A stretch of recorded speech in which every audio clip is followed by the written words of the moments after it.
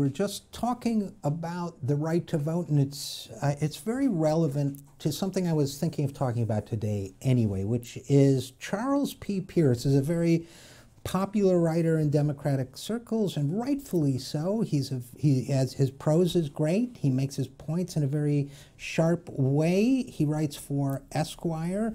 Nice guy too. I had dinner with him once. Very pleasant guy. But I disagree sometimes with him, and I disagreed with something he wrote recently. The headline was, "I'm out of empathy, I'm out of pity, I'm out of patience." He writes that since the voters of Alabama have pushed in what he accurately describes as a lawless, theocratic lunatic named Roy Moore into the Senate nomination, Republican Senate nomination for the state of Alabama, which in Alabama puts you a heartbeat and just a few moments basically away from a Senate seat. This guy is so vile in so many ways. We don't have time to go into it. He's an extremist, as Pierce says. He's just, I get it. He's furious, and he says, I don't have to respect their beliefs, the voters that put him in.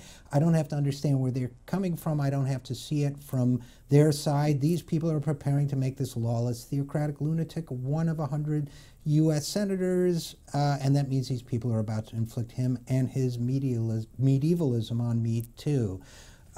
He goes on at very colorful length about it. But here's what I think Charles is missing, okay? Which is directly related to the conversation we just had with Faz Shakir of the ACLU. These people only have their power to do so for a couple critical reasons. One, because our media has been distorting the reporting on what people like Roy Moore and the Republican Party specifically represent. They've been downpedaling that for a long time. Both Donald Trump and Roy Moore represent the worst of a Republican Party, but a worst that's been there for decades. The racism, the other forms of bigotry, the greed, it's all been there, okay? They just have felt in the name of objectivity the need to underplay it or pretend it isn't there. That's number one. Media flaw is number one.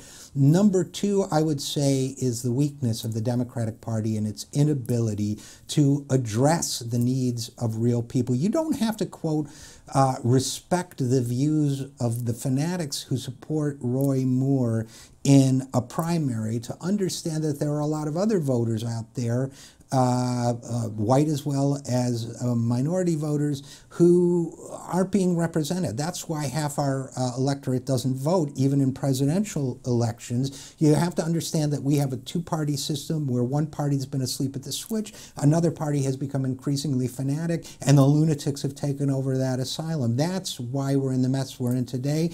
And the third element of this conversation is the one we were talking about with the Faz Shakir of the ACLU, which is at the same time, Republican people have been systematically robbing Americans of their right to vote, which as members of a so-called democracy, we're supposed to believe in more than anything. So you put all these elements together, we have a systematic problem, and add on top of that the fact that we should just get money out of politics once and for all. We have a system of legalized corruption in politics. So yeah, Charles Pierce, I agree that that the voters who supported Luther Strange are all the bad things you say they are, and that he is a lawless, theocratic lunatic. But we really need to look at the systematic problems, the problems that have made these extremist voters and their extremist leaders so powerful. We need to look at why these people are de facto controlling our country, and we need to do something about it.